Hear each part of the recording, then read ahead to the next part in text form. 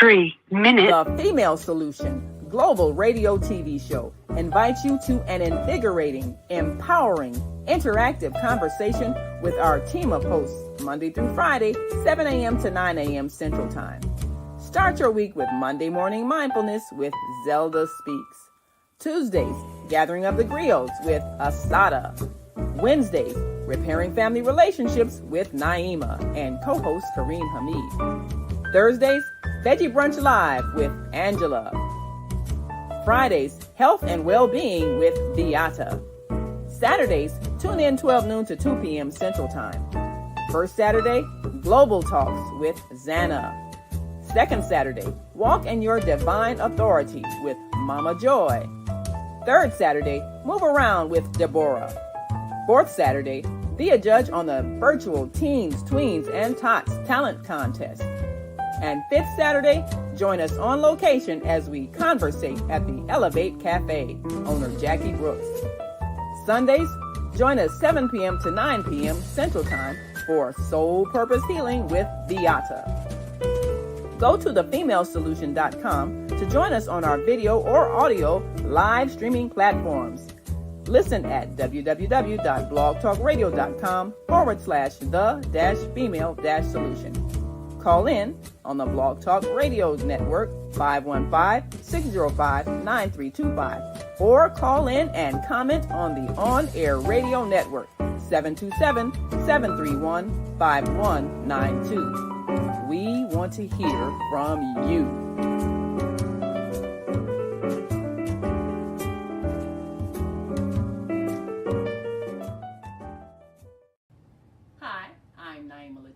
And if you're watching this, that means you're one of the 4.6 billion people from around the world who are using an electronic device to talk to people.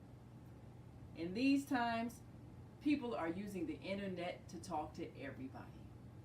Friends, neighbors, family members, co-workers. People are on their cell phones and computers all day long. Now, if you're in business, that is great news. That means you can sell your products and services all day long and never have to leave your home. All you need is a media connection, somebody to connect you to an audience. And that's why I'm talking to you today. We produce programs, and our audience members are people who shop. They buy clothes, food, beauty supplies, cleaning supplies, home repair, transportation services, child care services. Whatever you're selling, they need to buy it. We're your media connection. Just follow this link, and tomorrow you can sit back and relax at home while your business is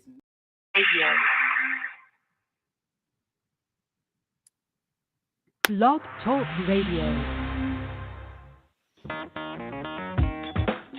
Women have the power to transform this world. We can end crime and violence if we all agree to do one thing: share. Let's share our wisdom, share our time, share our talent, share our finances, but most of all, let's share our love. This is the Female Solution. Join me, Naima.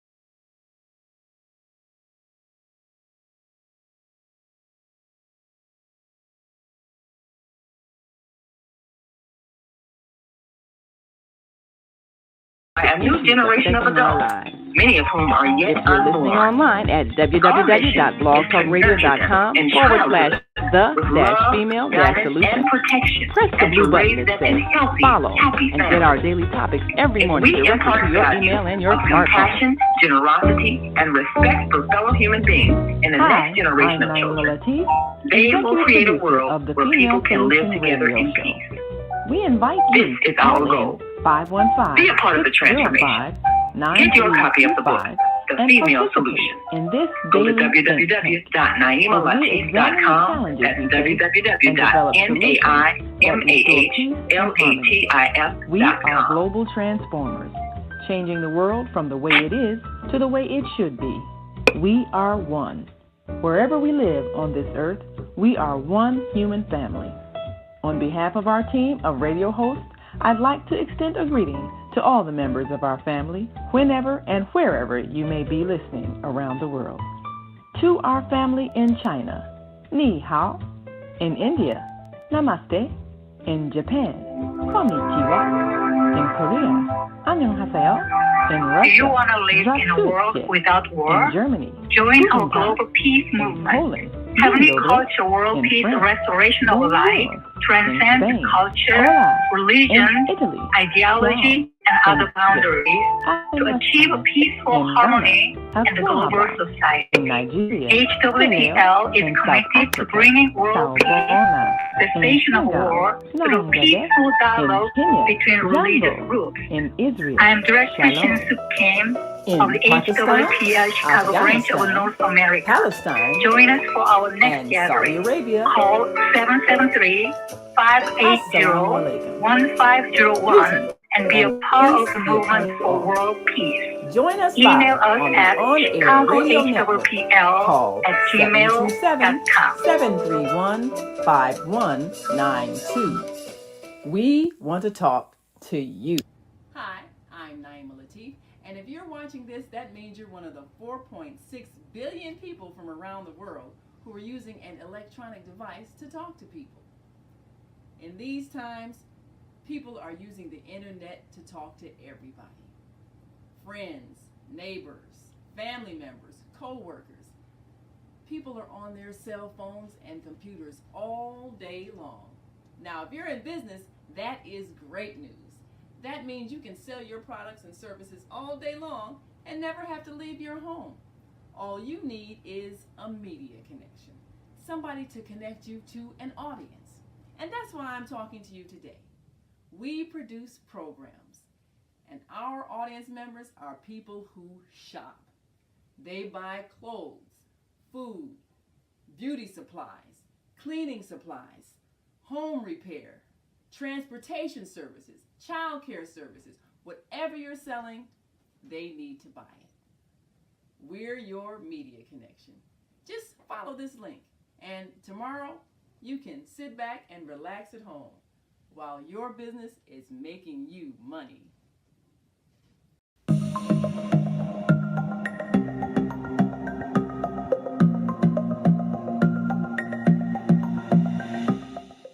Hi, I'm Barbara. I'm Cheryl. And I'm Naima. We're three black moms. And in case you didn't notice the resemblance, we're also three sisters. We're going to be coming to you every week, sharing our successes and our mistakes as we navigate our lives as moms, wives, sisters, daughters, and of course, Black women in today's world. We'll talk about it all: race, politics, religion, economics, culture, and we'll take a look at everything from whether or not to use corporal punishment to how do you teach your children about sex. Look for our upcoming book, Growing Up Charles. It's a personal story about our lives growing up in Maple Park on Chicago's South Side. I'm Barbara. I'm Cheryl. And I'm Naima. We're three black moms. Follow us on Facebook and subscribe to our YouTube channel, Three Black Moms.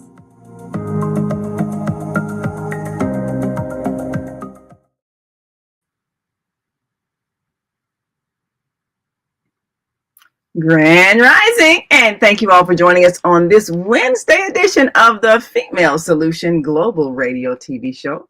I'm Naima Latif, and our co-host today is Brother Michael Hameen. He's sitting in for Brother Kareem Hamid, who had to take care of some personal situations, and we are grateful that Brother Hamid is joining us with the American Muslim 360 family. And we are grateful for you and all of your patience with us every day. We had a little bit of a sound issue this morning right at the start, but I do believe that has been corrected. And I want to make sure that we are able to hear our brother on the AM 360 line. Coming 5 by 5. All right. So now, are you able to hear me now? All right. Are you able to hear me now?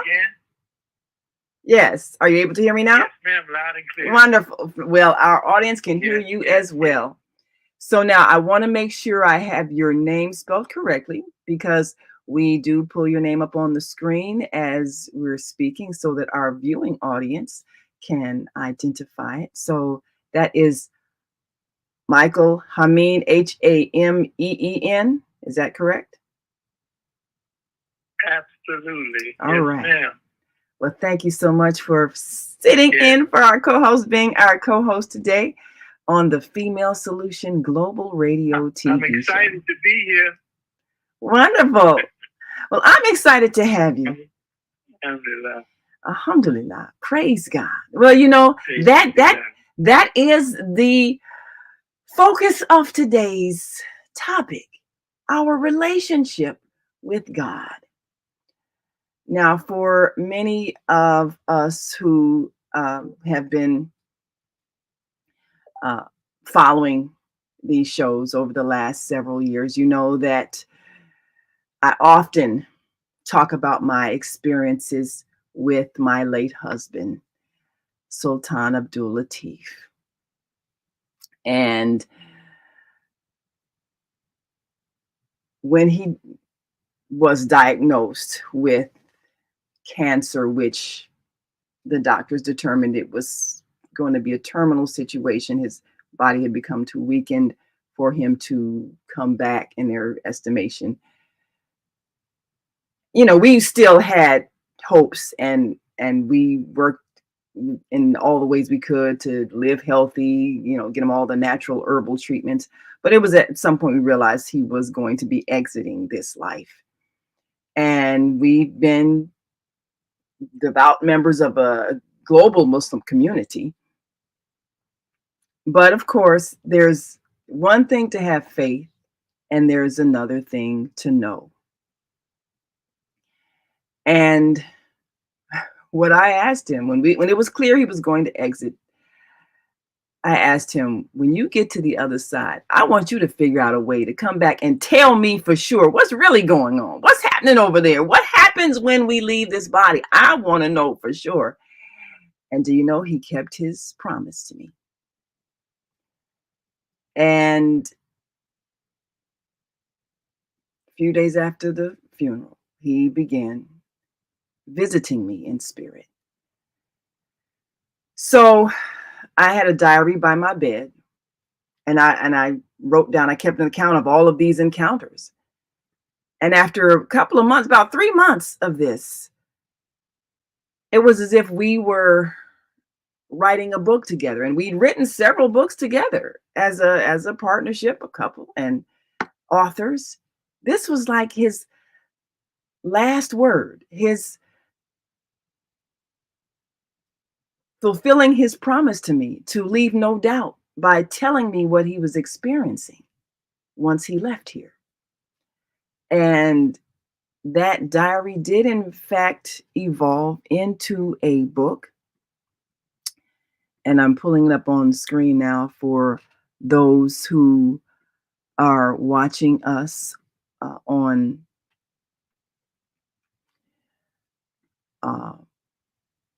Facebook and YouTube channels. The Female Solution, if you'd like to go to the Female Solution on Facebook or the Female Solution on YouTube and see the screen. And the book is called Visits from the Dream State. And in this book, I'm just basically giving readers the day by day experiences that I was having, the very paranormal experiences with someone who is out of body, living in spirit. First coming to me in while I was in my state of dream, and many people may not have been taught that that's when you're dreaming, your soul is actually traveling, and so those who are in spirit can contact you, and that's when they often communicate to you.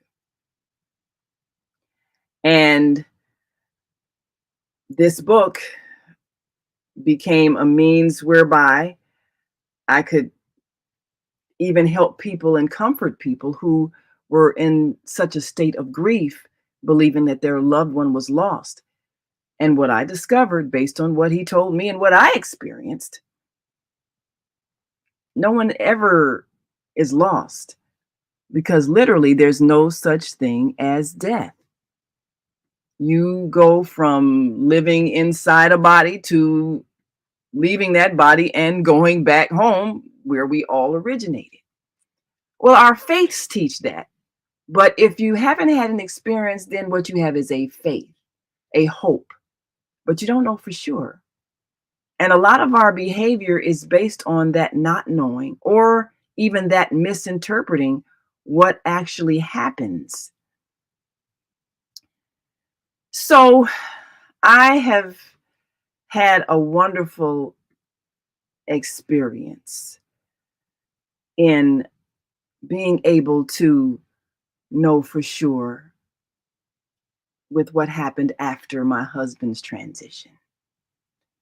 And as many of our audience members may know, because I've posted on Facebook and so forth, and I do a weekly show on Sundays with my two sisters called Three Black Moms. We played the promo of that.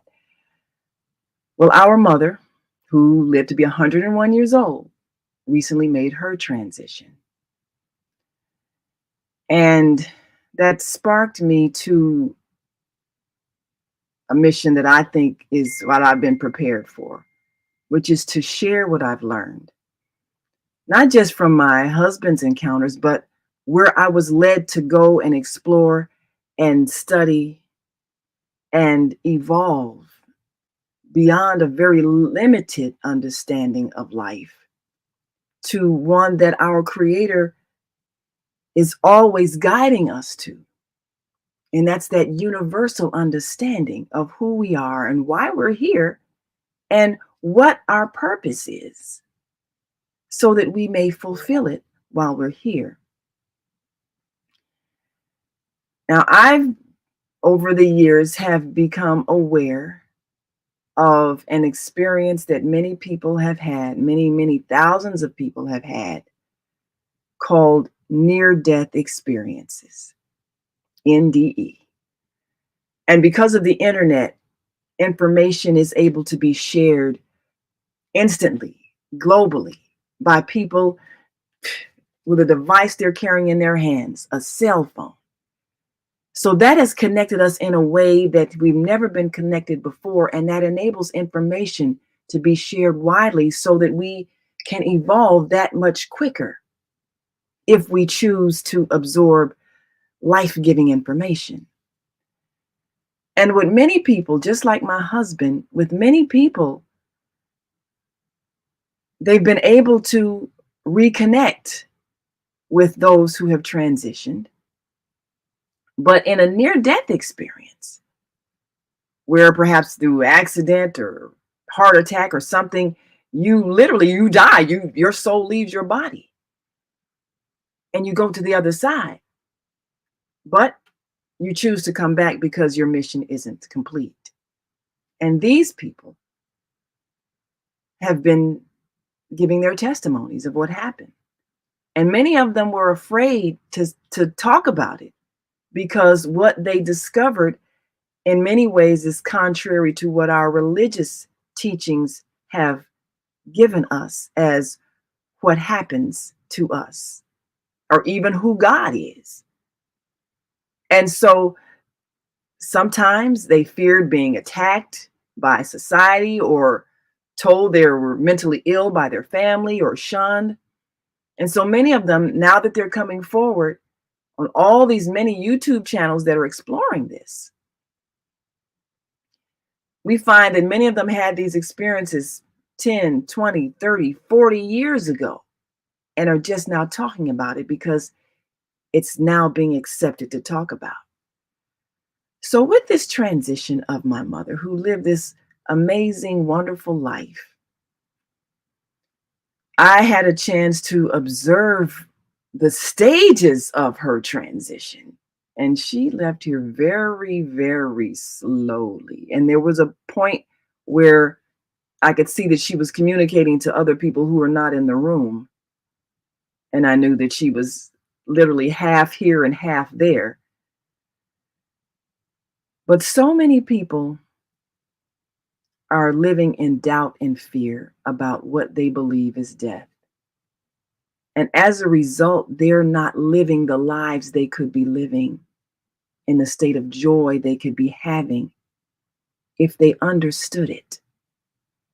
And people say, and I've had many of my Muslim communities say, well, you know, you believe so-and-so, and that's not what the Holy Quran teaches. And I'm saying, yeah, that actually is what it teaches, but you don't understand it unless you have this experience. And then you realize what that verse actually means. 1400 years ago, people didn't have the same understanding. So they could only interpret what they heard based on their understanding of the time. But there are verses in the Holy Quran that speak of space flight and meeting aliens from other worlds. You wouldn't see it as such because that's not how they would have interpreted it at that time. But now we know about space flight because we've experienced it.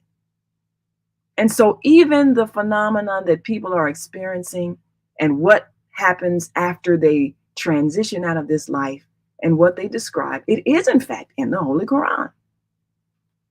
But you won't recognize it if you don't understand what actually happens. So today we want to kick off a series that we want to do throughout October. And we hope to invite some of the people who've been on many of the shows that I've been watching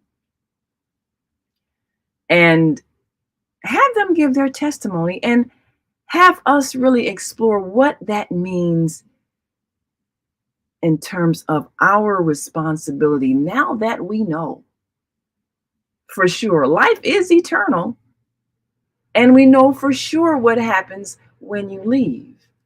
And it isn't always what our religions teach. So we want to talk about that today. What do you believe about the afterlife? Do you believe in an afterlife?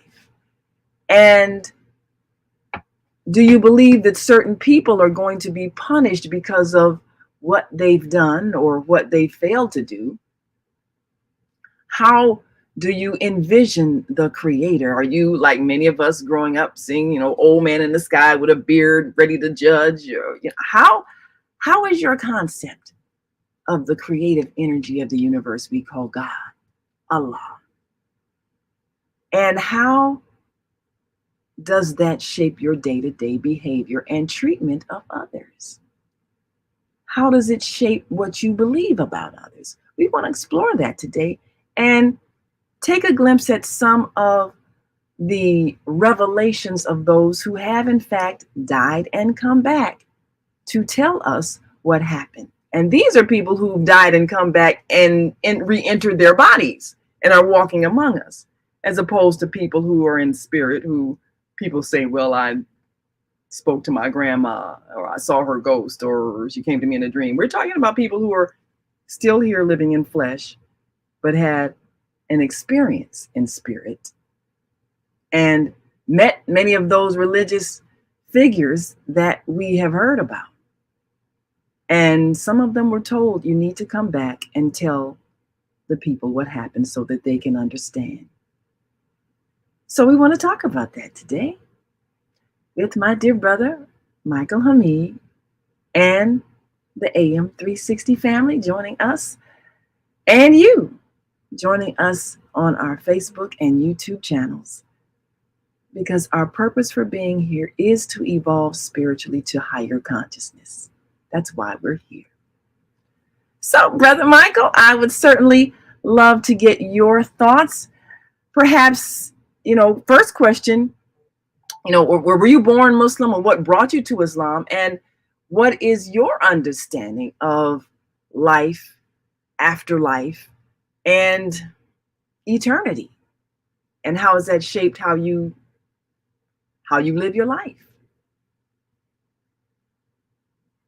Okay, I appreciate that.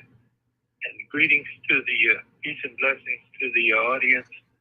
This is a subject that is not often talked about because, we all have different capacities. And, I remember growing up in, I didn't get connected with a church or religion. My grandmother, she had converted to Catholicism coming out of the country, Greene County, Virginia. And maybe once or twice a year, she would take me as a young child to church. But I didn't join the church. My mother wasn't a church goer. My picture of my mother was on Sunday with a feet propped up, reading the Washington Post, But she was a good person, and before she passed away, she was living with her older sister, my aunt Ethel, and she had this philosophy, and she would say it kind of emphatically with a smile. Well, we didn't come here to stay.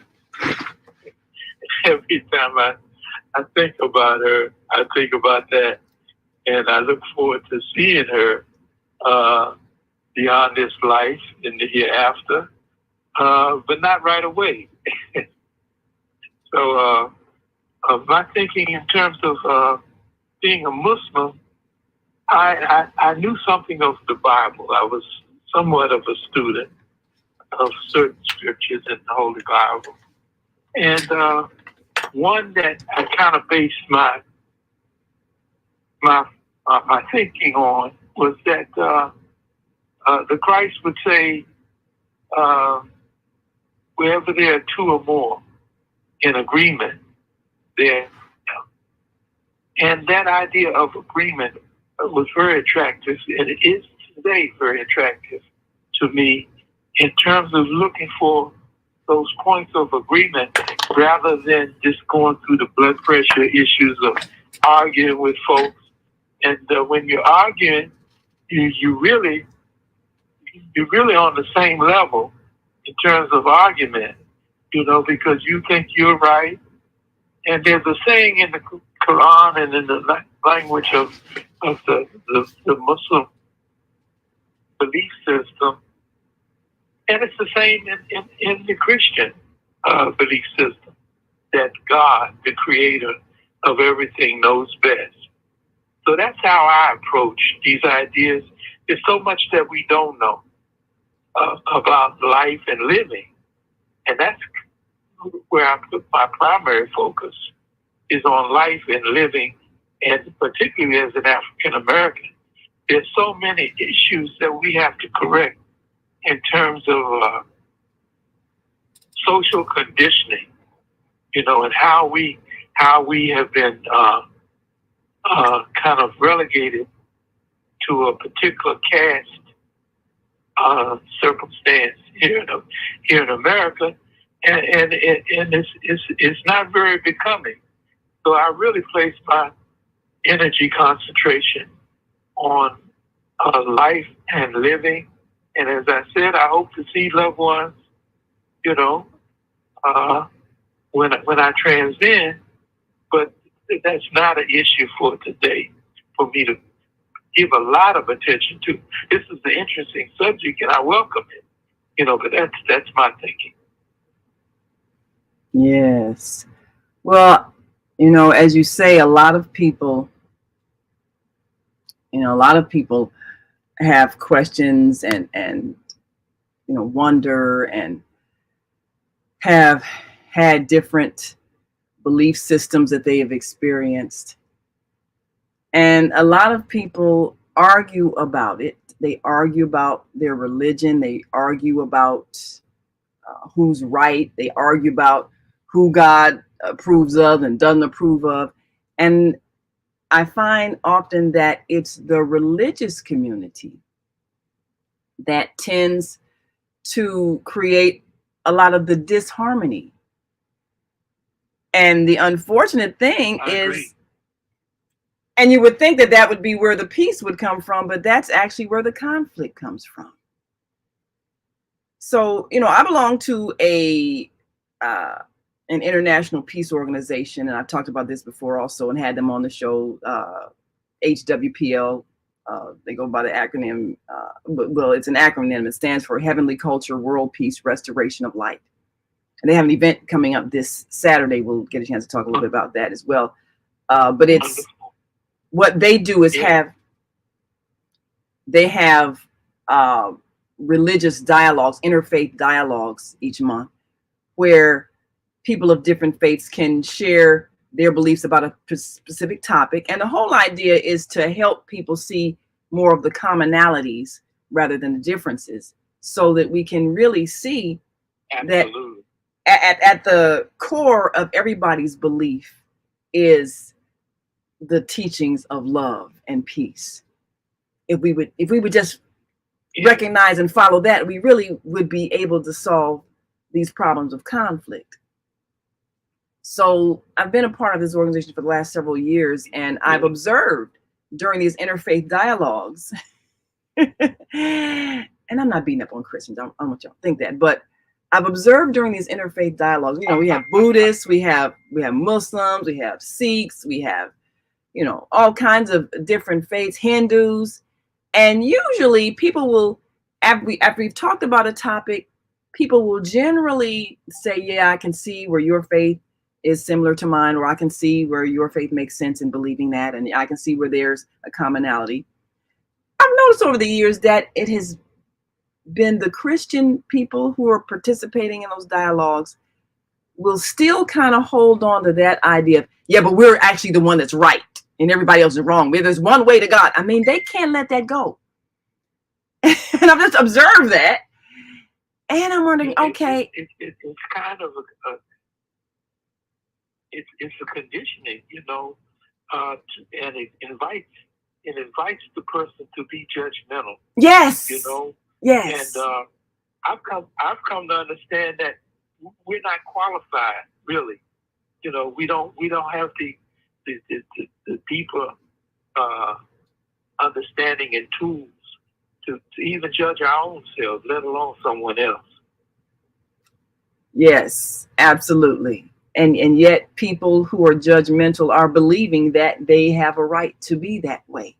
And I've just observed that over the years, and I think that's kind of part of the indoctrination. I grew up Christian and went to Sunday school, and I remember even 4 years old, 5 years old in Sunday school, and hearing about the Jews being the chosen people of God. I mean, that's some deep indoctrination, and I'm gonna tell you that's a lot of part of where we're having a problem right now, and that we can't resolve that issue in Gaza because you have a lot of people believing that they have to support war efforts from a people who they've been indoctrinated to believe that God said they're the chosen people, they're supposed to be on that land. And we can't fix that problem because of incorrect beliefs. So what we believe is critical. I came up with the understanding that God don't like ugly. So there you go. I view those circumstances since 1940 with that view in mind. Absolutely. So how can making war on someone, pushing them off their land, not allowing them access to food, how can that be anything spiritual? So when people have had near-death experiences, many, many, many thousands and thousands and thousands, and sometimes when they first, maybe they tell once they come back from the so-called dead, they flatlined and, some of them have been pronounced dead and they suddenly, pop back up. Oh, yeah, I'm back. And people are like, what? And they'll say, oh, let me tell you what happened. I just came back from heaven. And, of course, the doctors will say, oh, well, they're hallucinating because of the drugs and, the anesthesia. But it's too many thousands of people that have had this experience. So we now need to acknowledge the reality of it so that they can do what they were told to do, which is come back and tell us. And when they say things like they were told to not judge because all people are loved unconditionally by our Creator, it's hard for some religious people to believe that. It's hard for them to accept that notion because they've been conditioned to believe judgment is what is going to happen to you after you leave here. You're going to be judged and you're either going to go to heaven or hell. And when people come back and say, no, there's no judgment and throwing you into hell, but there is a review of your life and you get to see how you affected people and you get to feel how you made them feel. So it's you that's doing the judging. And you feel bad when you have done hurtful things because you feel how you made others feel. Now, there is a verse in the Holy Quran that explains that. I'm not a scholar. I can't tell you where it is. I know what's in there. I just don't know where it's at. But I remember the verse saying that people are going to experience what they did and it would be taste what you did. And that is what happens. You actually experience, if you said something nasty, when you review your life, you see how you made that other person feel when you said that. Or if you did something hurtful, you see the consequences of it. You see long range, how it might have affected things, as well as when you did something good. Maybe you said a good thing and you see how that person was inspired to do some other good thing. And you see all of that so that you understand with a depth that you couldn't understand while you were here on earth. And people have expressed these things over and over again, and their lives have been transformed coming back because they understand that we're all connected. We're all affecting this world, and we're all creating this reality we're experiencing with our thoughts, our words, and our actions. So they're more conscious in what they do. But what I've observed is many times religious people will not let go of the idea of people being plunged into hell because, they had sex and they weren't married or some other thing that we decide is worthy of burning forever in eternity. They can't let that go because they can't understand why that isn't part of the divine plan for our evolution into understanding of what love is. So this is why I'm asking those people who have had near-death experiences to come forth, and I'd like to have you give your testimony on our show. I'm going to also have some of the people who have been on other shows to come on. I'm going to invite them because I've had some amazing stories. Well, it's time for us to take a quick break. And when we come back, I'll share some of the websites that have given a voice to those who are speaking out about their experiences and people that you may want to listen to and reflect. And we'll talk about some of those experiences that might contradict something that you've been strongly believing about life all your life. We'll talk about it when we come back. So we want you to stick and stay. Don't stray away. We'll be right back. We're talking about the near-death experience. Are our religious beliefs about death incorrect? We'll be right back. So stay with us. God's peace be upon you. This is Muhammad Sharif. The Female Solution Global Radio TV Show invites you to an invigorating, empowering, interactive conversation with our team of hosts Monday through Friday, 7 a.m. to 9 a.m. Central Time. Start your week with Monday Morning Mindfulness with Zelda Speaks. Tuesdays, Gathering of the Griots with Asada. Wednesdays, Repairing Family Relationships with Naima and co-host Kareem Hamid. Thursdays, Veggie Brunch Live with Angela. Fridays, Health and Well-Being with Beata. Saturdays, tune in 12 noon to 2 p.m. Central Time. First Saturday, Global Talks with Zana. Second Saturday, Walk in Your Divine Authority with Mama Joy. Third Saturday, Move Around with Deborah. Fourth Saturday, be a judge on the virtual Teens, Tweens, and Tots Talent Contest. And fifth Saturday, join us on location as we conversate at the Elevate Cafe, owner Jackie Brooks. Sundays, join us 7 p.m. to 9 p.m. Central Time for Soul Purpose Healing with Beata. Go to thefemalesolution.com to join us on our video or audio live streaming platforms. Listen at www.blogtalkradio.com/the-female-solution.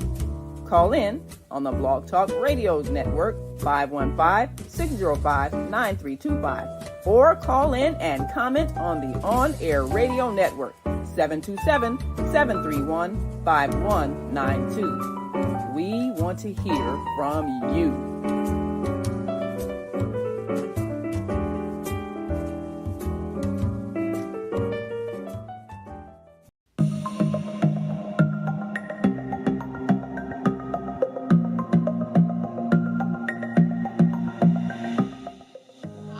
I'm Barbara. I'm Cheryl. And I'm Naima. We're three Black moms. And in case you didn't notice the resemblance, we're also three sisters.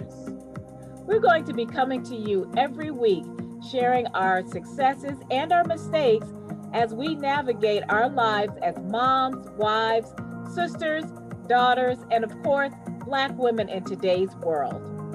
We'll talk about it all. Race, politics, religion, economics, culture, and we'll take a look at everything from whether or not to use corporal punishment to how do you teach your children about sex. Look for our upcoming book, Growing Up Charles. It's a personal story about our lives growing up in Maple Park on Chicago's South Side. I'm Barbara. I'm Cheryl. And I'm Naima. We're three Black moms. Follow us on Facebook and subscribe to our YouTube channel, Three Black Moms.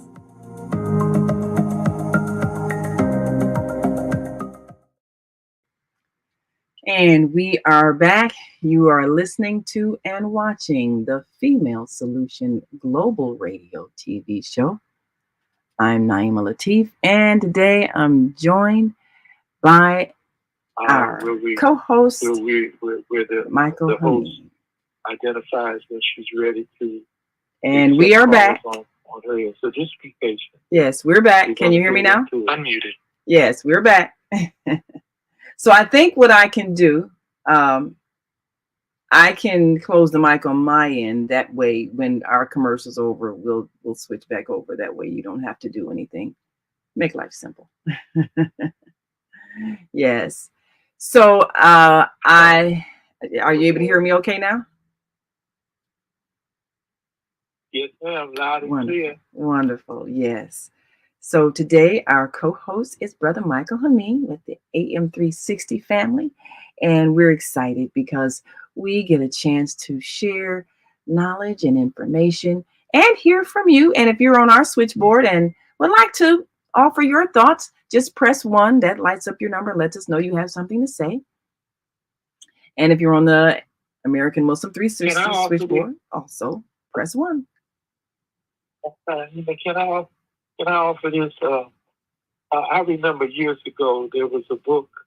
In fact, it still is, but I pulled it up by Dr. Raymond A. Moody. Yes, Jr. The book is entitled Life After Life. Yes, and he presents the various stories of individuals that have had this near-death experience, and some of them, not all of them, are positive. You know, seeing the light and being drawn into the light and so forth, and being called to a certain place and then having to return.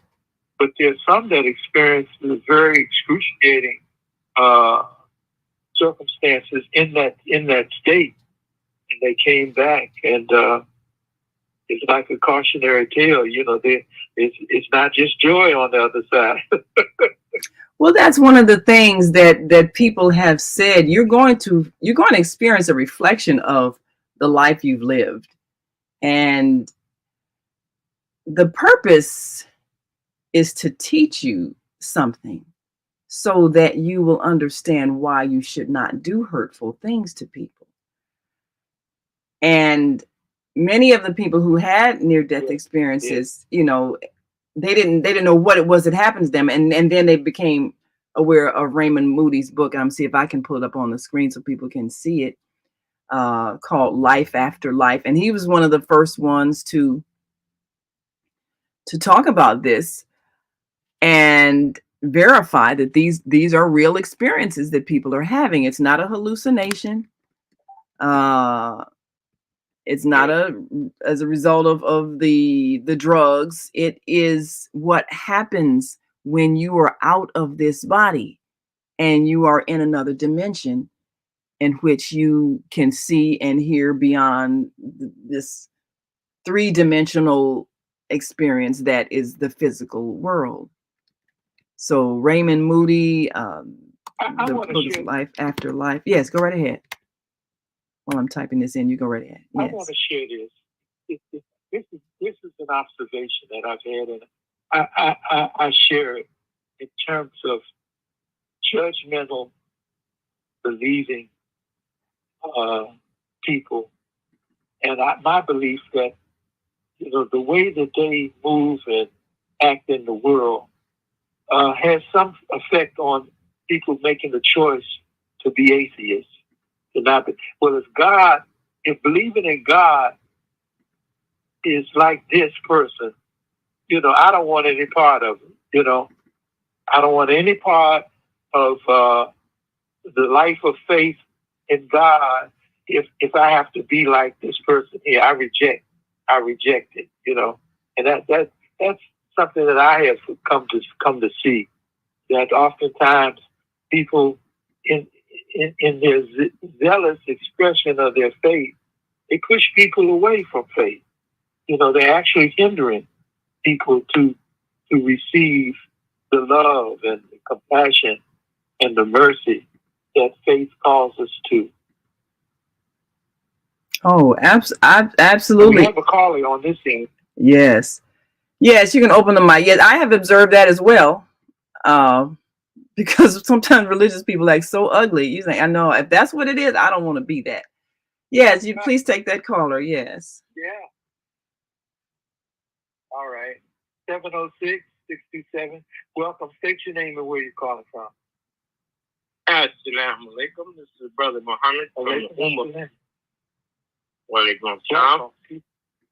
Right away. Peace and love. Right. Yes, sir. Come on in. Yes. What do you got for us? Well, the truth, the whole truth, nothing but the truth. The same that our prophet Isa said when he came to the what we call the Christian world, or the beginning of the Christian world, and its influence that might be coming after us. And he warned us. He said, the way you are right now is making you forget that God, at that time in their language, or Yahweh, or whatever they want to say, that he is the creator of all the world. So wherever you go, you still have to give the same worship, sincerity, submission, if you want to not be led astray by the Shaitan. Because what you know, Shaitan knows. But he thinks he knows more. Now we know, and I know when I was a young person, and we heard about life after death and all that. We heard all that stuff back in the 60s, in the 50s. And we didn't disbelieve it. We knew it was not beneficial to what we were being created to do in this time that we in, and using the language we know the mission that we had. And we found out later on in the Chronicle gave us Surah also. He said the mind using the translation and the help that Allah gave us through Imam Muhammad, by letting them know that man means mind. When the human being becomes distracted and leave away from the basics of what Allah is trying to guide you through in your time that He is giving you your attention, that you be lost. Your mind will be lost. Your mind will visit worlds that you never could imagine and find out they are real. But they will not help you do what you got to do in the world that you in, that Allah has an assignment for you to do. We have to remember that our assignment is to establish what they couldn't do in the period of the Christian time, and that is bring the kingdom of peace on earth. Because the human family are going to need it. Are they going to continue to be divided and conquered in all the worlds that they may go to? Ain't it strange that when you see all these different true reality that Allah let us see, like He showed Prophet Muhammad during his ascension? But was there peace there? Was there safety for the creation that was evolving and living in that reality? Are we safe? We're not going to be safe until we establish what Allah has given us in the Quran to lead us to how to be as human beings in the life of Prophet Muhammad, build a world in this reality of the mind. But we know we have to get back down to basics. Ain't it strange that when the Honorable Elijah Muhammad came on with the first awakening, he told us that there's a mothership up there. And our job was to try to help it land. But we know it can't land down here and develop what it's supposed to do until we become peaceful, be workers, separate from those who are lost. Okay. So death experience and all this stuff, we know it exists, but Allah still the Lord of that world. And so He does for us. He's trying to show us. I'm going to ask you to hold that thought, and let's see if we have any others that want to add on. And you're welcome to go out of the queue. Press 1 to go out of the queue, and then come back in with your, further comment. Thank you, Muhammad. Yes, thank you so much for your thoughts. Yeah, and I'd love to respond to his words. Because yes, that's right. We are always being given information that would help us bring peace to earth. How is it that we haven't been able to bring peace to earth? Now, there is a person who was on a show I saw recently, and I'm hoping to be able to contact this person and have him as a guest. Many of the people who've had near-death experiences, a lot of them, had background in Christianity. Some of them, like you say, atheists, didn't believe in anything at all. Some people have been other faiths. I hadn't seen any Muslims giving testimony about a near-death experience. And I didn't know, again, if it was, fear of social pressure, because if they come back and say something happened other than what people believe happens, people say, oh, no, you're crazy. That's not happening. You're lying, whatever. So I didn't know if that was it. I haven't seen many Black people giving testimonies, and I know we've had them. I've seen a few, but not a lot. And so I'm wondering if people who've had these experiences are afraid to come forth because what they're going to say they experienced is not what people believe happens according to their religious teachings. And this particular, I'm sorry. Go ahead. My thinking that fear may be involved, but also in terms of wisdom, and some people may think that was a personal spiritual experience that was for them to help them with the foundation building of their life and the strengthening of their life and faith, and that it was personal. Or like I expressed myself, some people just like to argue, and my focus is on thy will be done on earth as it is in heaven, or the establishment of what God says that He's created, His human creation to be conscious of an assignment that they come into the world to perform. And so the identifying of what that assignment is in order to improve the life around us. We can't make changes. We can't change everything. We don't have that power or influence, but there are things that we can do in terms of just letting people see how a natural human being makes choices. How we handle grief, how we handle happiness, is important for some people that are just lost. Yes, absolutely. Well, we invite you all to call in 515-605-9325 or 515-605-9891. That's the American Muslim 360 line. And press 1 when you have something you'd like to express. We certainly want to hear your thoughts. And if you're on our Facebook page or YouTube channel, The Female Solution, feel free to share your comments. And our Monday morning mindfulness host, Zelda Speaks of the Higher Learning Network TV show, says, Grand Rising, good people, enjoying the life lessons. Yes, ma'am. Thank you so much for your contributions.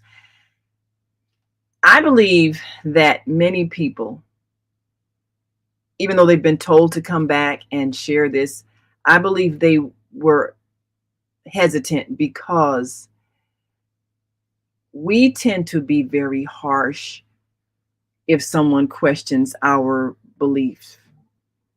And I think people fear if they're told something that's contrary to what they've been believing their whole lives, it's like snatching the rug out from under them. If my whole life has been based on a lie, how do I feel? But it's not so much a lie as perhaps you being taught someone else's understanding, which was a misinterpretation of the original teaching. Like Brother Muhammad was saying, we've been giving teachings so that we could bring peace on earth.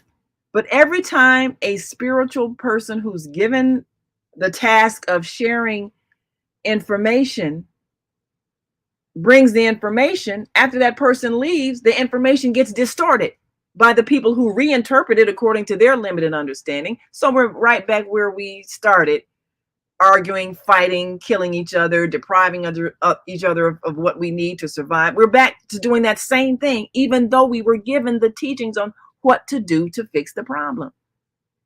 So I believe that this is a time now where people are coming forth with these experiences. They've probably been having them all along, but not able to talk about it because of social pressure. But now, with so many people having these experiences, perhaps finally we will get the truth of these experiences. We will get the truth of the teachings that have been given to us so that they can actually have that effect that they were supposed to have of us bringing peace to earth. So on the screen here, I've got the book Life After Life by Raymond Moody, Dr. Raymond Moody, which gave a lot of people the courage to come forth about their near-death experiences.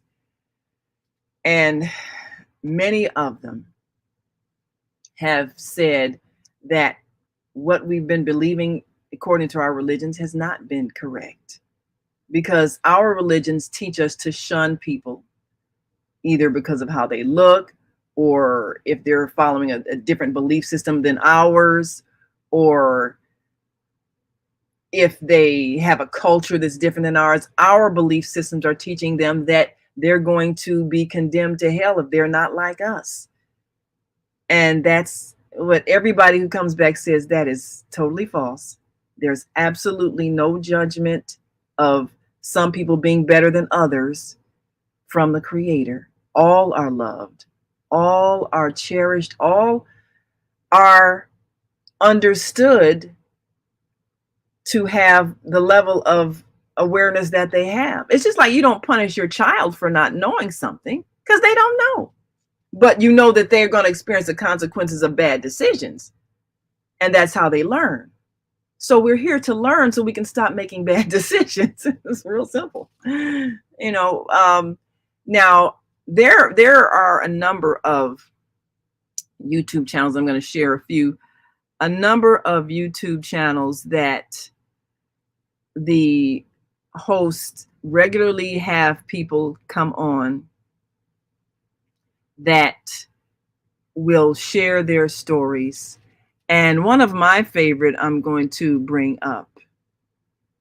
And, you know, I even hope to perhaps be on his show at some point to even talk about my book and my experience with my husband. But Alex Ferrari is host of a YouTube channel, Next Level Soul. And he has people on who channel, and that's a whole nother thing. Channeling is basically when you are receiving information from people who are in the non-physical realm. And people have been doing it forever, but a lot of our religious teachings will say, oh, they're talking to demons, oh, they're possessed by the devil, all kinds of things. But he's had people on his show who are channelers. He's had many people on who've had near-death experiences, and he's had many people on who have psychic abilities and all of that.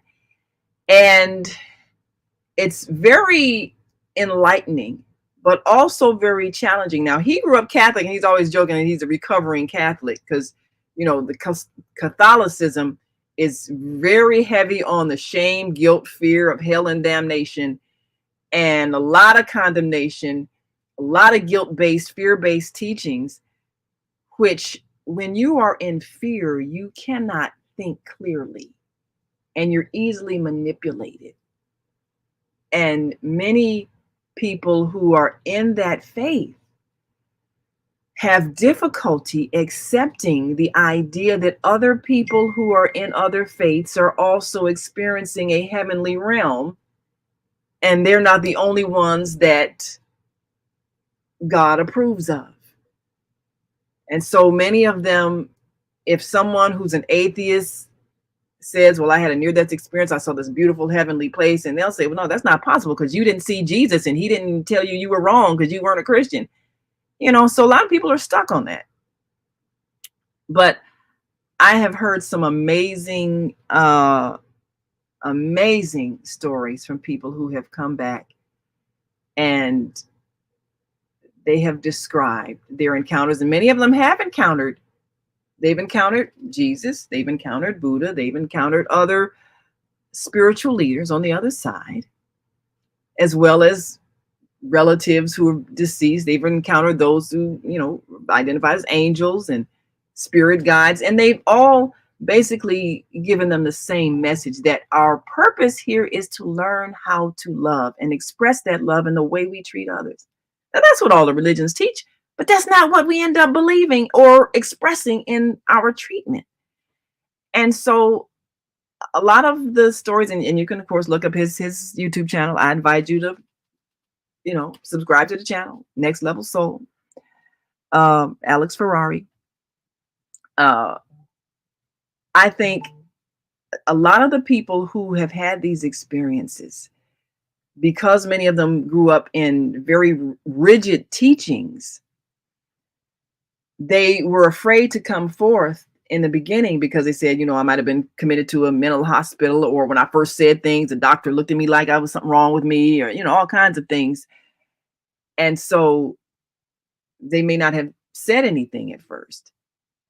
And now, having various shows and platforms where their testimony is welcomed, they are able to say how their life was changed because they stopped looking at other people as being worthy of hell, or looking at other people as less than them, or looking at people with judgment or condemnation. And it makes a difference when you accept people for who they are. It changes how you treat people.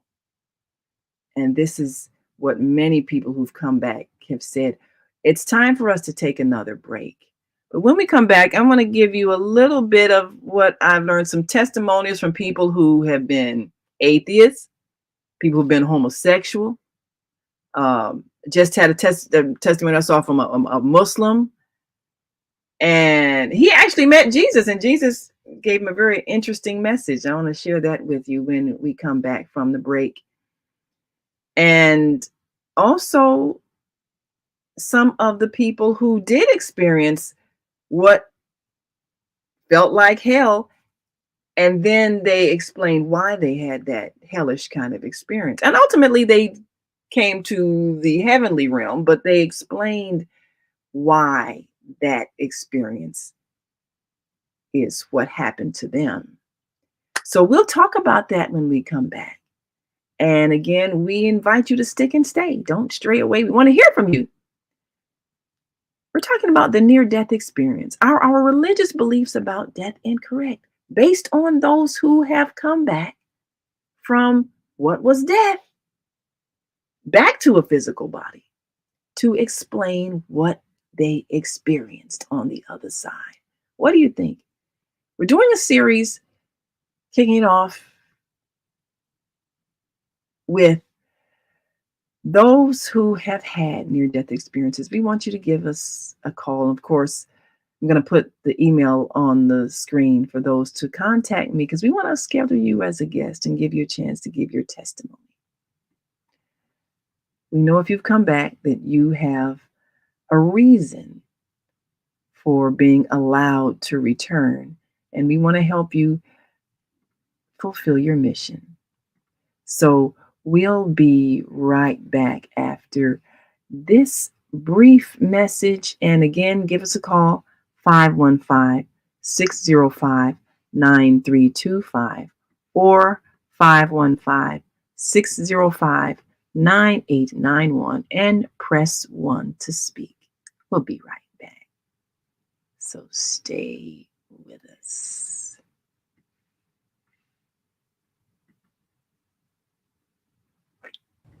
Hi, I'm Naima Latif, and if you're watching this, that means you're one of the 4.6 billion people from around the world who are using an electronic device to talk to people.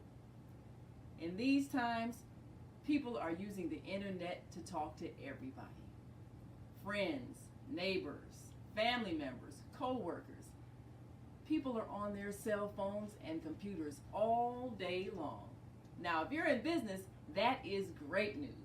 That means you can sell your products and services all day long and never have to leave your home.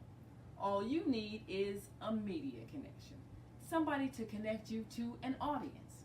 And that's why I'm talking to you today.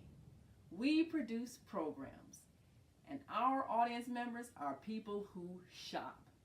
They buy clothes, food, beauty supplies, cleaning supplies, home repair, transportation services, child care services. Whatever you're selling, they need to buy it. We're your media connection. Just follow this link, and tomorrow you can sit back and relax at home while your business is making you money.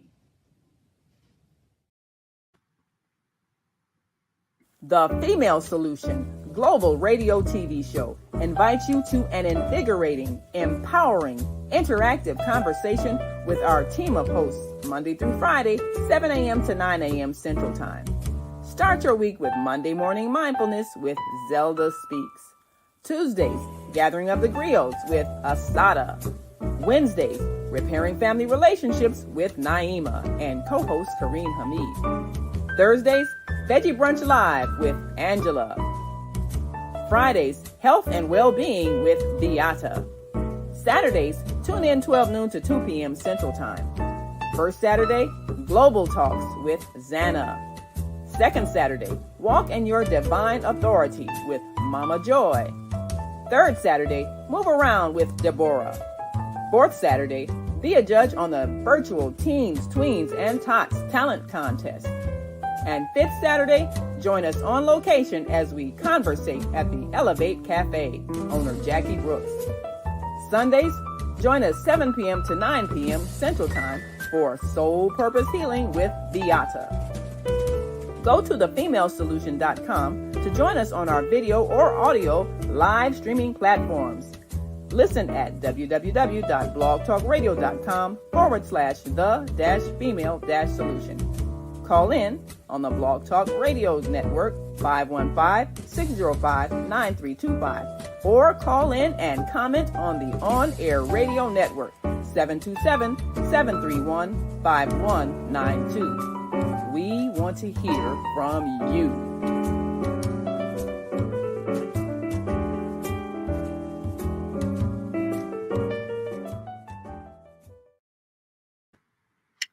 And we are back. You're listening to and watching the Female Solution Global Radio TV show. I'm Naima Latif, and sitting in for our co-host Kareem Hamid is Brother Michael Hameen with the AM 360 family there. And of course, we appreciate the fact that our global Muslim family is able to listen in and be a part of this discussion, because so many people are people of faith and they misunderstand each other's faiths. They misunderstand each other's beliefs, and they're believing that if someone thinks differently than the way they think, that this person is wrong or worthy of punishment. And much of our conflict is generated by our religious beliefs, that there is a hierarchy in the mind of God, and certain people are not worthy of the same level of respect. And this attitude is what causes us to be very unkind to each other. So there are a lot of YouTube channels, a lot of programs that feature people that are having experiences that discount much of what we believe is truth about existence. There are people who have encountered experiences where they have spoken to people from other worlds.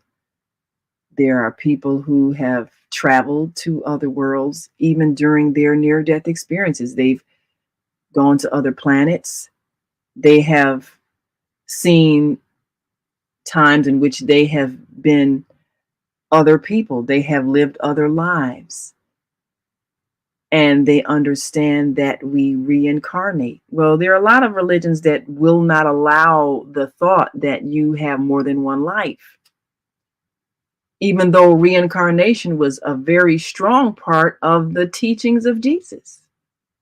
But anything that contradicted the beliefs of those who shaped present day Christian thought, they removed those things from the scrolls, the writings, all of that, which they ultimately decided make up what is now known as the Bible. And we know that, well, not everybody knows, but it's been widely talked about, the Council of Nicaea, which happened like in the 3rd century. I can look it up and get the exact date, where religious leaders, religious political leaders gathered and decided what was going to go in the Bible. And they removed certain things that they didn't want as part of the text. And then they interpreted, and of course the Bible's been interpreted and reinterpreted and reinterpreted and reinterpreted so many times. It's like the telephone game. If you ever played the telephone game, you say something, you have a line of people, and you say something to one person, they say it to the next person, they say it to the next person. And then when you get to the last person and they say what it is that they received, it is absolutely nothing than the original message from the first person. So all of our scriptures have been altered in the way of the telephone game, where every time a new person interprets the message, it gets changed just a little bit based on how that person thinks. And this is why we have these conflicts. So, Naima, yes. I'm familiar with the Nicene Council. Many people are. Yes. And that the hundreds of years that it took to, in this council format to come to decisions in terms of how the faith was going to be expressed, and they wanted a conformity and uniformity of the expression of the Christian faith. Around 325, I looked it up, 325. 325. But there were, it was a political decision. There were minority reports, and there were, rejection of certain ways of expressing the faith.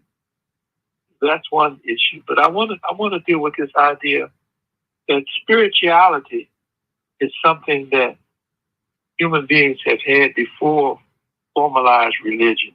Absolutely. And it's so powerfully connected with the human spirit, the human soul, that I'm going to say political-minded people who want influence and power and material identify that this is an inroad towards them getting this kind of influence and power, because spirituality is such a powerful part of our makeup as human beings.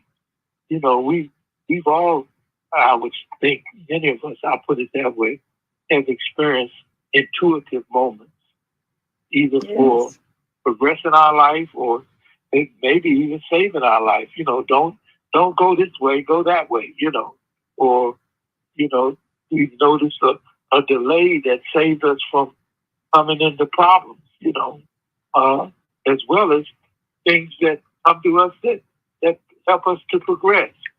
But I have come to find, regardless of what your identification is, whether you're wearing a crescent or whether you wear a cross or a kufi or what however you express and identify your faith, that faith is really seen in your day-to-day, what you give your devotional attention to, and Absolutely. how that's expressed in your day-to-day relationships with people. Absolutely. And so I don't care what you profess out of your mouth. I'm gonna watch. What you said, with that old saying, I can show you better than I can tell you. Well, people Absolutely. do that. They can show us better than they can tell it.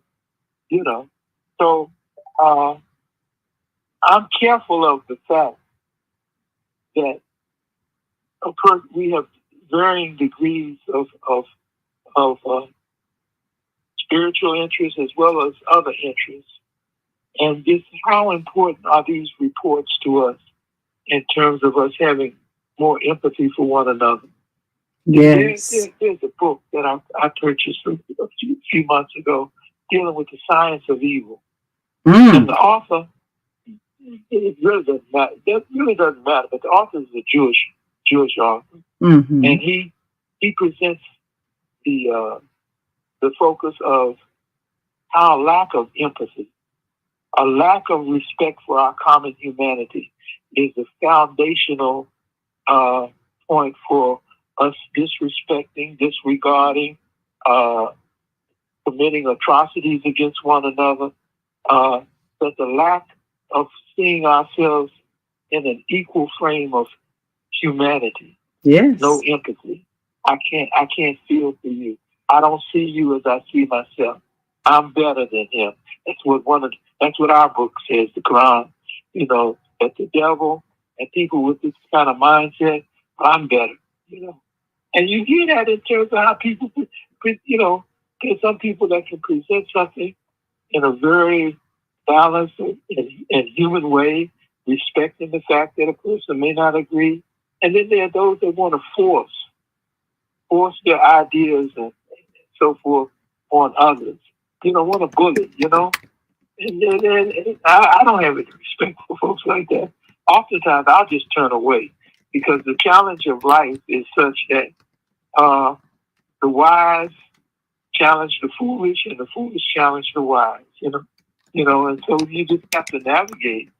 And for me, I see God's help in navigating my way through life and try not to get caught up in mess, Yes. Yes. I think that that is exactly what the situation is. People not having the capacity for empathy for others, believing that others are not as equally value of themselves to themselves. And that thought is taught. We teach that very early to children, the way we behave toward others, and even the way we treat the children. When you treat your child badly, you're teaching them that they're not worthy of the same level of compassion and respect. And so we impart that very early into the children by the way we treat them and others. And so this is why we, even though we've got all these religious beliefs, we can't bring peace to the earth. So first we got to correct what's inside ourselves in terms of our mistaken beliefs that other people are lesser than us. And this is what people who've come back from these experiences are saying over and over and over again. Now I'm going to just share with you a bit of the experience that I saw that I listened to a few days ago. I found it interesting. Again, will probably challenge a lot of beliefs. There was a man who had a near-death experience. I don't remember if it was an accident he had or if it was an operation that took him out for a few minutes. I think it might have been an operation in the hospital, and he died. Well, he explained that he was a homosexual and his lover had died previously, cancer or something like that. But the man who he was involved with, the man's mother really disliked him because she felt like he had corrupted her son by turning him gay and all of that. Well, the mother had died also. And the man who was gay, had a near-death experience, he was explaining that his family, of course, had turned against him, saying, this is evil, wrong, subversive, this is, twisted. And so, of course, he was shunned by his family, shunned by, religious community, all of that. And then he died. And he was greeted by the man he'd had a relationship with, and just, it was such a loving reunion. And, once you are no longer in physical form, you're more like a being of light, you're just pure energy at that point, but your essence is present. But surprisingly, the man's mother had greeted him also, and she said that she had so much appreciation of how he had stood by her son during his illness, and all of her hatred of him was gone. There was no resentment, like you turned him gay, all of that was gone. And she just had appreciation of the love he had shown her son during his illness and stood by him and helped him. And she really appreciated that. And it was as if she saw things differently on the other side. It wasn't, oh, you're evil, you're horrible, you're incorrect. And then he had a meeting with God. I think it was God, or I believe it was God. I'm not sure if it was Jesus, but I think it may have been God, where he had a meeting and was basically told, I'll look that up because I'm going to try to have this person on as a guest to retell his story. But he said he was told that our purpose on life is to love each other and to respect each other. So whatever your lifestyle is, it should be respected. Now, I am sure this is contrary to every religious person who believes homosexuals and their behavior and everything else should be condemned and they're going to hell and blah, blah, blah. That's a big challenge for them to hear someone say, well, I went to heaven and God told me that people should be respecting me, whatever my choices for my lifestyle. It'll be hard for people to accept that. But if we understood that, first of all, you're not this body, you are the energy that animates this body. That's the eternal energy that is the force, the life force energy that comes from God. And that is what is ever existing, eternal. This is just a vessel to carry you around while you're in this physical realm. It's not who you are.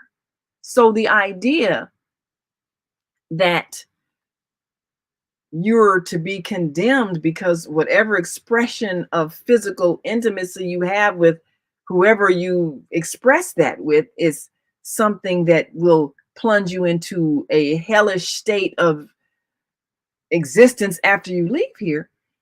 There are people who hold on to that belief very hard. And to hear someone say, well, I met God, I was gay, and I'm gay, I met God, and I was told that people should respect me for who I am. That's going to be a hard one for people to believe. Yes, sir. Oh, we have a caller. Wonderful. Well, caller, we want to hear what you have to say. We really do. Go right ahead, please. Hi, where you calling from? I'm calling from Chicago, Illinois. This is Marcus. Hey, Marcus. Naima, I know you as part of your media team, and I happened to wake up to this, and it's funny. I just want to say this. I had a near-death, I believe it was a near-death experience when I was a teenager. And I didn't get hit or anything. I just went upstairs. I think my dog had died. And I kind of went into a deep sleep. And I saw a bright light, but I came back. And when I came back, I had to kind of get a hold of myself. Like, wow, what did I just witness upstairs in the attic of my house? I saw a bright light. And I can tell you that I'm a very spiritual person. A lot of people find it hard to talk about their spiritual gifts because in this world, we believe in what we see in front of us. We don't believe in what we cannot see. What I'm trying to say is some people can't see what other people can see. There's a world beyond this world, and it's a peaceful world. And yes, our assignment is to love one another on this earth. Earth is supposed to be like it is in the spiritual realm. But we allow our emotions, or however we have emotions, or our disagreements create this hatred. But I believe that when you die, those feelings, those hatred feelings, they die. And you're in a spiritual realm where it's nothing but love. Yes. Trust me. There's some nights that I talk to my mom. I have a conversation, not a past conversation with her, but a present conversation with her. And that's how I'm able to make it through the physical world. And a lot of people don't believe in that. A lot of people who say they believe in God, they don't believe in that. There have been things that have been taken out of the Bible, added in the Bible. They call, when you talking to spirits, they call it demons. But I don't believe that. I believe that your loved ones can still communicate with you. They can warn you of what's to come. Matter of fact, I had a dream that the back door wasn't locked. And it was like my mother was trying to get me up to check the back door. And sure enough, I got up. The wind had blew the door open. And I got up and checked the door and locked the door. There are things that people who are in this world, they will never understand because they don't want to understand until they pass into the next world. I believe anybody's testimony on here, because I'm a spiritual person, and you're talking to somebody that dreamed 9/11 years before it happened. And my mother reminded me when it happened. you had that dream. I also dreamed the flood, the hurricane in New Orleans. I didn't know it at the time, but I was a teenager. I dreamed it, but I was looking at the present and I wasn't looking at the future.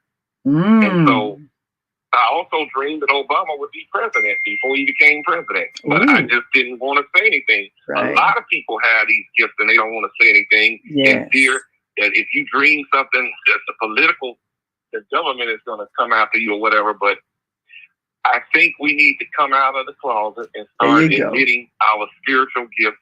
That is our purpose, to warn people and to educate people that there's more to this than just what the Bible says. And I'm not going against God's word. I'm a firm believer in God. But I believe that God created us to love one another. And in some of these religions, we insult people. How can we draw people to God? We're insulting people and running people away from God. I told the Hebrew Israelites that one time downtown. You calling that man gay, that goes against God. You should be trying to bring him to God. We're not sent here to judge one another. Absolutely. We're sent here to love one another. Yes, absolutely. Well, thank you so much for calling, Marcus. And I can testify Marcus is a spiritual person who is connected to the other realms. And I know that he does have that gift. And a lot of people don't understand it because they have not had those experiences. So thank you so much, Marcus, for sharing your testimony. We appreciate you. Yes. We got to take we invite the audience. Yes, definitely. We invite the audience to press 1 to come into the conversation. Yes, press 1 if you're on the switchboard and got something to say. We're going to take one last quick break and we'll be right back. And when we come back, I want to share with you the testimony of a Muslim who had a near-death experience and met Jesus and what Jesus told him about religion. And then I want to share with you a woman who channels, brings forth the connection to the one we know as Jesus. And through her, he wrote a book to correct a lot of these misunderstandings about his teachings called Jesus, My Autobiography. We'll share that with you when we come back. So stick and stay. Don't stray away. And again, give us a call, 515-605-9325 or 515-605-9891. And press 1 when you're ready to speak. And we will bring you into this conversation and we'll be right back. So stay with us.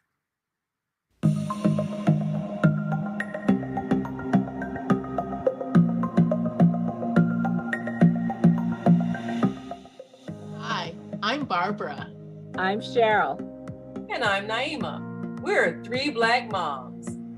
And in case you didn't notice the resemblance, we're also 3 sisters. We're going to be coming to you every week, sharing our successes and our mistakes as we navigate our lives as moms, wives, sisters, daughters, and of course, Black women in today's world. We'll talk about it all. Race, politics, religion, economics, culture, and we'll take a look at everything from whether or not to use corporal punishment to how do you teach your children about sex. Look for our upcoming book, Growing Up Charles. It's a personal story about our lives growing up in Maple Park on Chicago's South Side. I'm Barbara. I'm Cheryl. And I'm Naima. We're 3 Black moms. Follow us on Facebook and subscribe to our YouTube channel, 3 Black Moms. The Female Solution Global Radio TV Show invites you to an invigorating, empowering, interactive conversation with our team of hosts Monday through Friday, 7 a.m. to 9 a.m. Central Time. Start your week with Monday Morning Mindfulness with Zelda Speaks. Tuesdays, Gathering of the Griots with Asada. Wednesdays, Repairing Family Relationships with Naima and co-host Kareem Hamid. Thursdays, Veggie Brunch Live with Angela. Fridays, Health and Well-Being with Beata. Saturdays, tune in 12 noon to 2 p.m. Central Time. First Saturday, Global Talks with Zana. Second Saturday, Walk in Your Divine Authority with Mama Joy. Third Saturday, Move Around with Deborah. Fourth Saturday, be a judge on the virtual Teens, Tweens, and Tots Talent Contest. And fifth Saturday, join us on location as we conversate at the Elevate Cafe, owner Jackie Brooks. Sundays, join us 7 p.m. to 9 p.m. Central Time for Soul Purpose Healing with Beata. Go to thefemalesolution.com to join us on our video or audio live streaming platforms. Listen at www.blogtalkradio.com/the-female-solution. Call in on the Blog Talk Radio Network 515-605-9325 or call in and comment on the On-Air Radio Network 727-731-5192. We want to hear from you.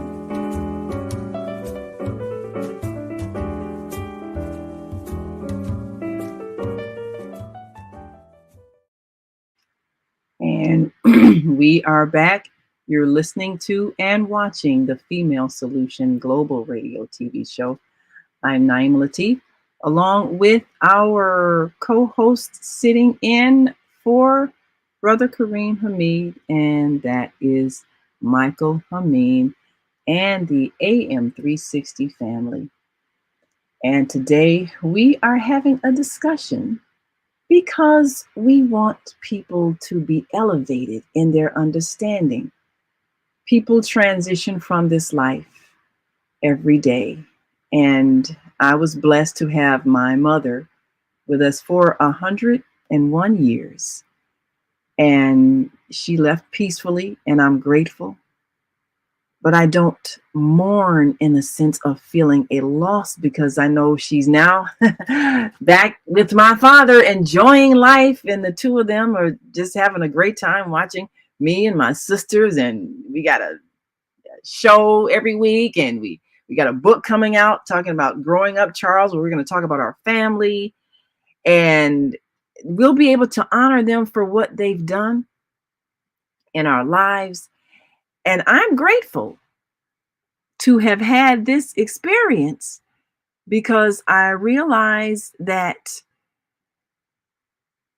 we are here to learn how to love. That's why we are here. And that's why we have been given these physical bodies, so that we could interact and appreciate each other. And for those who are watching us on our Facebook and YouTube channel, I've brought up the announcement celebrating the life of Letha Mae Charles. It's coming Friday, October 4th, 2024 at the Arnett Chapel AME Church, 11218 South Bishop in Chicago. After 101 years of a life on earth, of a life well lived, Mrs. Letha Charles, an original Maple Parker, has made her transition. We invite you to join our family in the celebration of her life. The wake is 10 a.m. The funeral is 11 o'clock a.m. The burial, 1 o'clock a.m. at the Cedar Park Cemetery, 12540 South Halsted in Calumet Park, Illinois, and the repast at Arnett Chapel AME Church immediately following the burial. So I've put this on screen for those who are watching. And certainly we invite you to share with us the celebration of her wonderful life. She did amazing things as a quiet little shy woman, but the power that she had and the lives she touched is amazing. And we'll share that. Of course, I appreciate all those who've extended their condolences.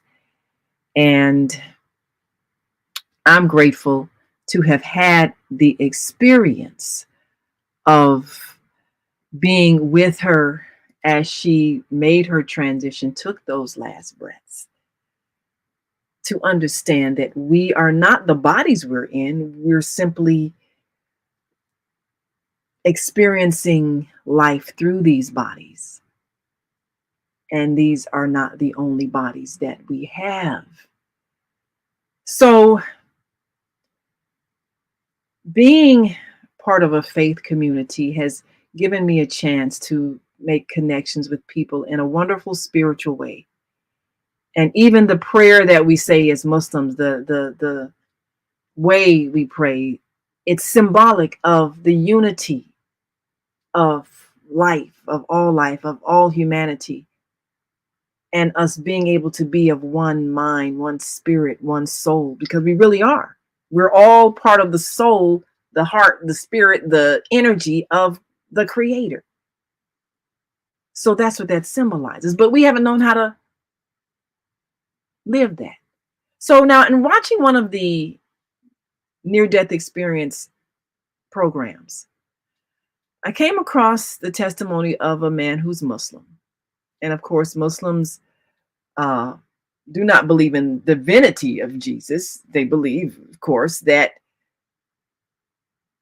Jesus was one among many who came to bring information. You know, prophets, those who can tell you what can happen or what may happen if you don't change your course, or what can happen if you do, and give you guidance. So he died. I think he died on an operating table. And he was met by the one we know as Jesus. And he was surprised. It's like, wait, I'm Muslim. What you doing here? And Jesus told him, look, there's something I want to show you. And he took him to a realm. It was largely symbolic, but it was showing a dragon, like a fire-breathing dragon. And he was saying this represents the corruption that has happened in all religions on earth. He didn't say the Muslims or the Christians or the Hindus or the Buddhists. All religions have been corrupted. And this is why you are having problems. All of them have been corrupted. And this is what he was shown. And of course, he was told, it's not your time, so you need to go back. But I want you to share this message with everybody. And he came to understand, of course, even the reason why Jesus met him was not to say that the person that we know as Jesus was more than a human being in his physical life, but what was to let him know that I'm sharing this information with you. So I'm telling you that all the religions, even the one that based on Jesus' teaching, is corrupted. So you understand, it's not about, well, mine is better than yours or yours is better than mine. They've all been corrupted. And that's what has to be corrected, because they're not teaching love. They're not teaching oneness. They're not teaching compassion. And that's why we have these problems. So now the Muslim man, he didn't come back and say, well, I'm going to change my religion. He said, oh, I'm going to help express my faith in the way it's supposed to be. Because what Jesus told him was that all religions are designed ultimately to bring one to God. So when they were first given, they were correct, but they became corrupted by people who misinterpreted them. So he was given a confirmation that all religions, whatever your faith is, if you grasp the essence of it, which is supposed to teach you love, then you will strengthen your relationship with God. That's what he was told. So a lot of people might look at this and say, well, no, that couldn't have been right. He must have been lying, or he had an hallucination, because, God would have told him that, everybody else is wrong, and you ain't a Muslim, you're not going to heaven, because some people believe that. So again, it's a challenge for people who've had near-death experiences, because they're coming back with messages that contradict what a lot of people are strongly believing, because they want to believe that they're right and everybody else is wrong.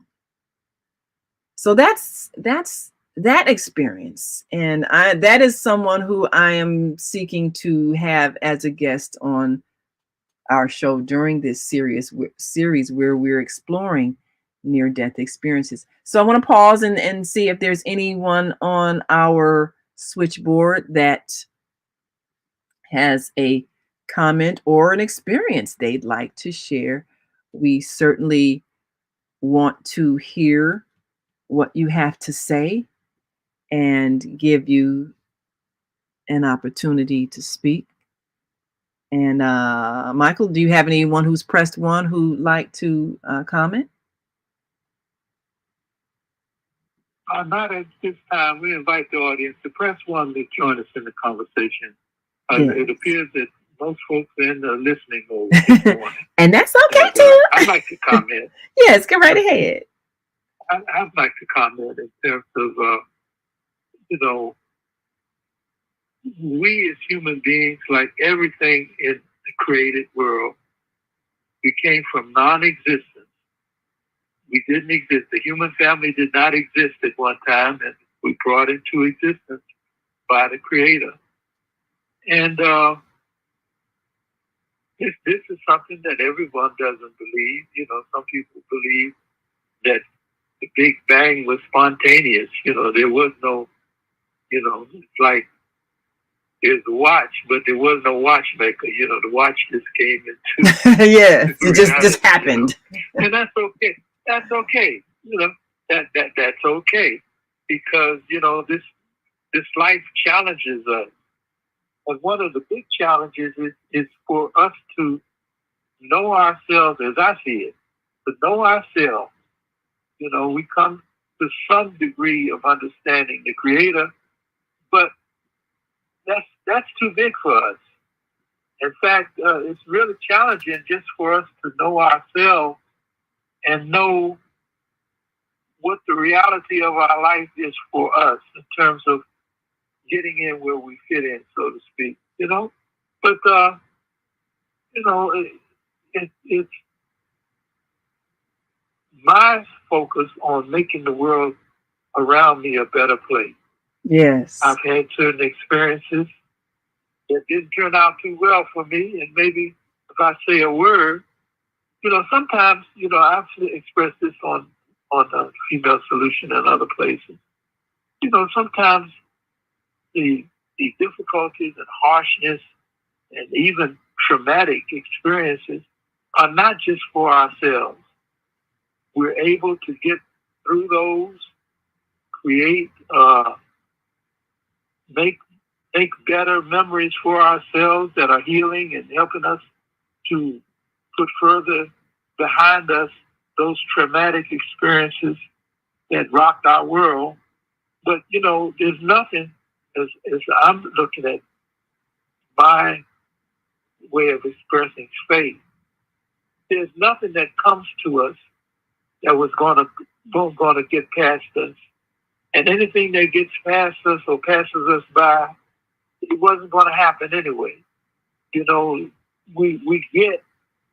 get what we're supposed to have in terms of these experiences and relationships. Yes. And they're designed for us to be better people and to do something in the world to make it better. And I'm not surprised, but many people are surprised on how a smile can help a person make it through. Yes. A kind word. A kind word. I heard Mary J. Blige say that she was ready to leave this world, and what's her name? Anita Baker, listening to a song by Anita Baker, gave her relief and kept her from, trying to check out of this life, And we just don't know how we affect people. Sometimes in the short term and in the long term. And we just need to be more aware that we are important. Absolutely. We have a certain importance in life. Yes. Get in where we fit in. Yes, absolutely. But that's a lot of what people say when they come back from a near-death experience. They go through a life review where they see everything that has happened and they see how they have affected other people. And they can see how some little kind thing they said might have really changed a person's life, might have kept a person from killing themselves, all kinds of things, because they can see once they transition, they see everything. And that's why they come back so transformed, because they don't want to hurt anybody. They want to be as helpful as they can. They want to be as loving as they can. And this is why those experiences are so transformative. Now, Zelda, our Monday Morning Mindfulness host, says many do not believe until they have their own experience.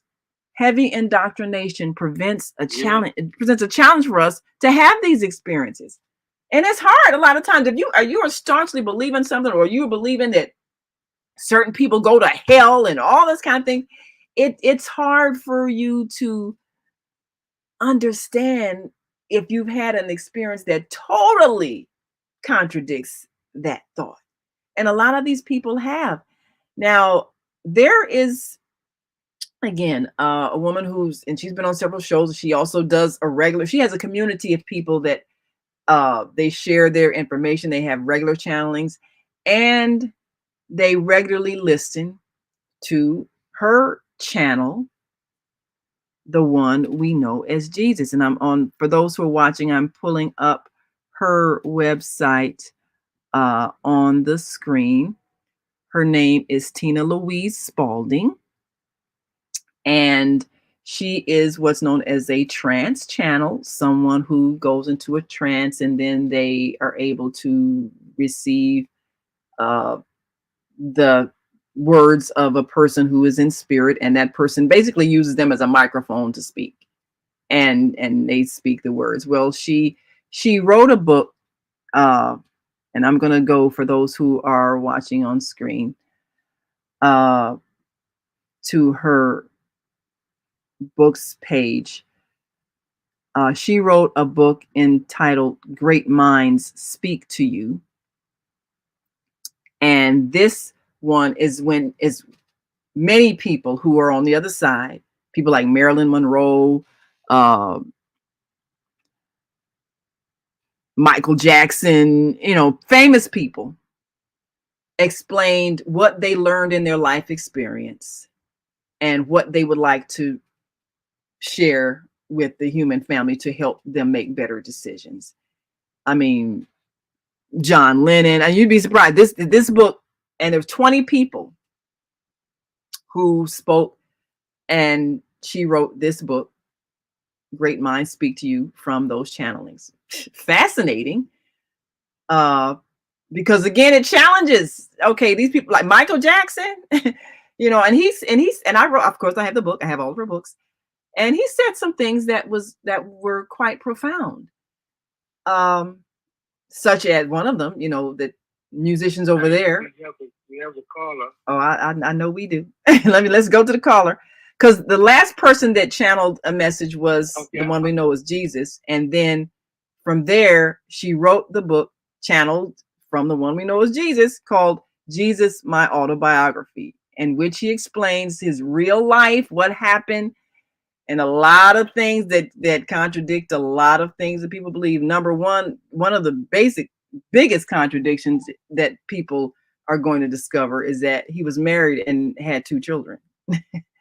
So that's another revelation. So we want to take that caller before we go. Okay, we've got about 6 minutes, caller. This is a recall, but I want to quickly say an experience I had in the military, where one of my shipmates was connected with Ronnie of the Ronettes. So he went to a lot of the Hollywood parties and whatnot. And he told me, he said, I met Rock Hudson, and Rock Hudson is homosexual. Mm-hmm. And I thought, okay, so what do I do with that? And that's the way I look at a lot of these experiences. What is the content and how does it help me? But I'm going to bring 706 back in. Muhammad, welcome back. Yes, sir. What do you got for me? Before we get off the air here, to what you just said right there, they're all just a testimony to help us, to tell us to stay focused. We're here to give the guidance of the Quran to the world who don't know about it, and to do it in a fashion that's in accord with the Uswa Prophet Muhammad, and to show people how to get out of all these many experiences that await them that Satan was using trying to tempt Adam with. He said, if you look into what I tell you and show you in this app or this book or whatever everybody want to call it, it will give you a better understanding of what Allah gave you. We have to be mindful that no one can say anything better than what Allah says in the Quran, and no experience is better than the experience of Prophet Muhammad is our leader in this reality. Imam Muhammad said, and he's still with us. I mean, he ain't dead neither. And we accept that, but we have to look at the face value in his last dying reality of this world. He said, my leader is Prophet Muhammad, and my life is the Quran. We need to be mindful of that as we explore this wonderful universal creation of Almighty God Allah. And we have the job to do in this day and time that we live in 2024. And that is to make sure our children don't let their dreams, their nightmares, their experiences of what is the Lord of all the worlds that Allah has created deviate from what Allah is asking us now. Like many people did when Prophet Isa asked them and told them, I must go away so that he, the comforter, will come after me. And he will lead you to all truth. And that's what, inshallah, we pray Allah that all this good work we're doing and the good work that you have done today, that it will not make us forget about keeping our feet on the ground on the 5 pillars, the ark of faith, and the footsteps of Prophet Muhammad sallallahu alaihi wasallam. And thankful Allah renewed us by having what we know and history will show, that Imam Muhammad was the Muslim. And he called all the world back to faith. No one has ever done that in our reality. Well, we thank you so much, brother. We thank you for your zeal, brother, because you know this is what people should have, is zeal for helping us transform back to those people that we were designed to be. The love, it said we're made in the image of God. What's the image of God? The image of God is love. So we're made in the image of love. If we're made as love, loving expressions of creation, then how did we get corrupted? And that is because people who have been interpreting the teachings have misinterpreted based on their prejudice, their misunderstanding, their belief that there is someone who is not worthy of being loved. And what I found fascinating with this book, Jesus, My Autobiography, and I invite people to go to channelingjesus.com, channelingjesus.com, and explore these books. Now, Tina Louise Spalding is going to do a channeling. She does like private channelings for people who are part of the community, you know, you get a membership in the community, but she's going to do one that's available for the public. And I'm going to put the link on my Facebook page and share it, because the idea is for the one we know as Jesus. Of course, he did confirm his name in his lifetime was Yeshua, you know, but he, knowing that the name Jesus has come to symbolize all of that thought system that was created in his name, or created from what he actually taught. So the one we know as Jesus has been, it's like really, because I like I said, I'm part of the community, you know, we listen to the channelings, and it's like taking a class on spirituality. And, you know, you can ask questions, get questions answered, and find out about different things. And it's really been amazing, because I can see the power in knowing that you do not die. Just like Marcus was saying, he's still, you know, still getting messages from his mother, still talking to his mother. And, you know, I brought up the book earlier, you know, I communicate regularly with my husband. You know, we meet every Ramadan. You know, I don't bother him until then, because I know he's on the other side doing other things, and I've got my assignment I'm still doing here. But we get together every Ramadan. And so there is absolutely no grief in me when someone passes, because I know that they're still here. They're just no longer living inside a body that may not function anymore. So there's no sadness. But in hearing the words from someone who is a teacher, was so powerful. And the last words, Shin Mir Ah said, NDEs are liberating individuals, but haven't seen anyone claiming to be a saint after their experience. Most all had work to do. You're right. You don't come back perfect. You still got to go through life and work on yourself. So anyway, I know we've got to go. Thank you so much, Brother Michael Hameen, for sitting in for our co-host. We appreciate all of you who have joined us today on the Female Solution. Thank you. And My pleasure. it's been a pleasure. We thank you so much. Come on back tomorrow for Veggie Brunch Live with Angela.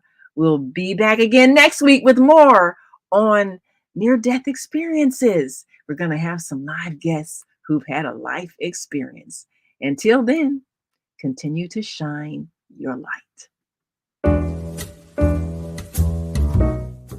We've come to the end of our show today. If you missed any broadcasts, go to our website for the audio and video archives at www.thefemalesolution.com.